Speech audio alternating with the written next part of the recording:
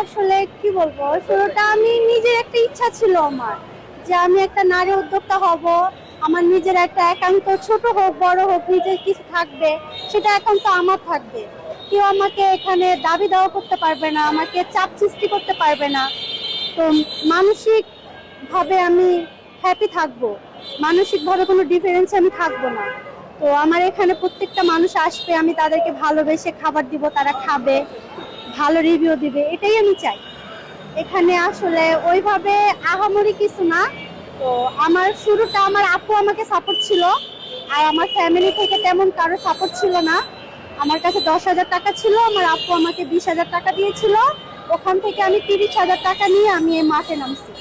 আমি খোলা আকাশের নিচে নামছি, খোলা আকাশ থেকে আমার ছাদ হবে ইনশাল্লাহ। আলহামদুলিল্লাহ, এখানকার প্রত্যেকটা মানুষ আমাকে খুব সাপোর্ট করে।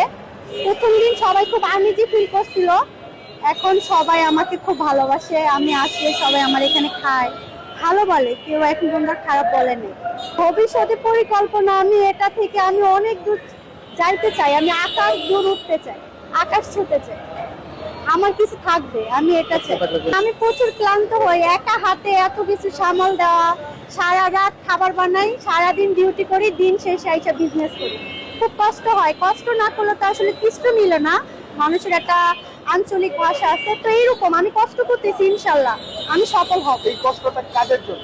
এই কষ্টটা আসলে আমার ফ্যামিলি, আমার দর্শক, আমার নিজের, সবার জন্য মিলে কষ্ট করা। না, আমি এর আগে কখনো বিজনেস করি নাই, কিন্তু আমার ইচ্ছে ছিল যে কিছু করব। ফ্যামিলি সাপোর্ট না পাওয়ার কারণে আমি করতে পারি নাই। তো পরের অধীনে এর আগে পার্লারে জব করেছি, শোরুমে জব করেছি, লাস্ট গার্মেন্টস করেছি, লাস্ট আমি বিজনেসে আসছি। কারোকে দেখে উৎসাহ হয় নাই, আমার নিজের ইচ্ছাতে আমি আসছি। আমার নিজের মনে হয়েছে যে আমি খাবার আইটেমটা ভালো পারি, আর ছোটবেলা থেকে আমার আম্মু খুব ভালো রান্না করে, আমাদের ফ্যামিলিটা একটু হাই লেভেলে। তো আমি এরকম ফ্যামিলি থেকে আমি মিলন করে আসছি।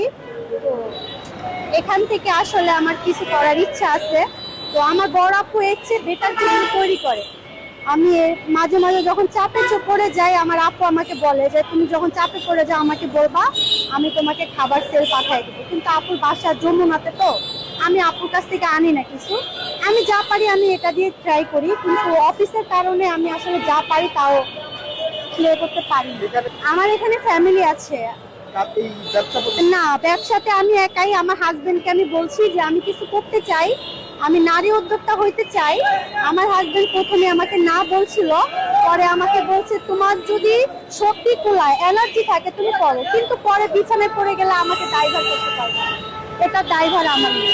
এখানে পায়েস পাওয়া যায়, ডিমের পুডিং পাওয়া যায়, মাংস পুলি, চিতই, পাস্তা, অল টাইম এগুলো পাওয়া যায়। কি কি বারে বসেন, কয়টার সময় বসেন? আমি শুক্রবারে আসি 3:30 4টার মধ্যে, আর শুক্রবার ছাড়া আমি 6টা 6:30টার মধ্যে আমি দোকান ওপেন করি। রাত কয়টা পর্যন্ত খোলা? রাত 10টা 10:30 11টা এরকম মধ্যে আমি চলে যাই।